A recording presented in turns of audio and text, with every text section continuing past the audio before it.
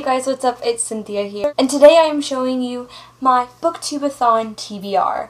Now, some of you may not know what the Booktube-A-Thon is, but basically what it is a read-along from August 3rd to August 9th, and there are these different reading challenges that you have to do. In this case, there are 7 of them, and each challenge kind of coincides with a book, and you're supposed to find books that go along with these certain challenges. I didn't explain it very well, but if you have any questions about it, I'll make sure to link the YouTube channel to the Booktube-A-Thon down in the description below so that you can check it out and kind of see what it is and the different reading challenges. So let's get right into it, and I will show you my Booktube-A-Thon TBR. The first challenge is to read a book with blue on the cover. For this, I'm going with Fairest by Marissa Meyer. I am currently reading Scarlet, and I should finish it probably today, and then I'm going to start Cress. So this will be a good book to kind of finish the series out before winter comes out, and I'm very excited to get into it. If you've seen my Cinder review, you know I didn't really like Queen Lavanna, so I'm kind of interested in seeing another side of her and seeing if maybe I'll like her more and sort of understand her story more and her past.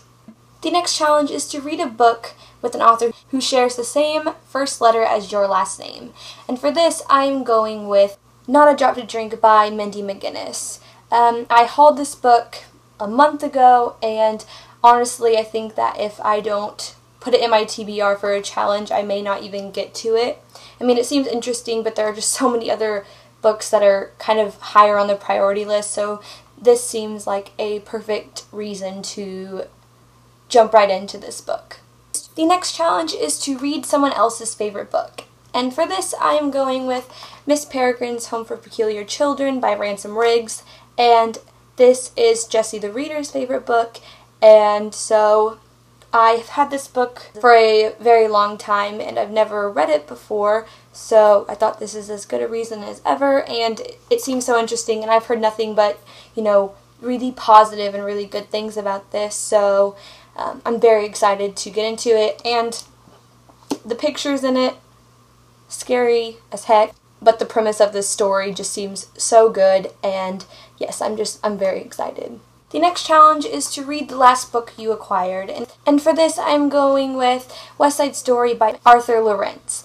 And West Side Story is my absolute favorite musical, movie, music, everything. I just love West Side Story so much, and I saw this on Book Outlet, and I hauled it in my last haul video, and of course I would get around to this book, but I just want to read it now, and it fits the challenge, so I'm reading West Side Story. The next challenge is to read a book without letting go of it. And for this I'm going to read Percy Jackson and the Olympians, The Demigod Files by Rick Riordan. I love Percy Jackson. I have had this book for years. I got it, you know, before even the first Percy Jackson movie came out or around that time. So,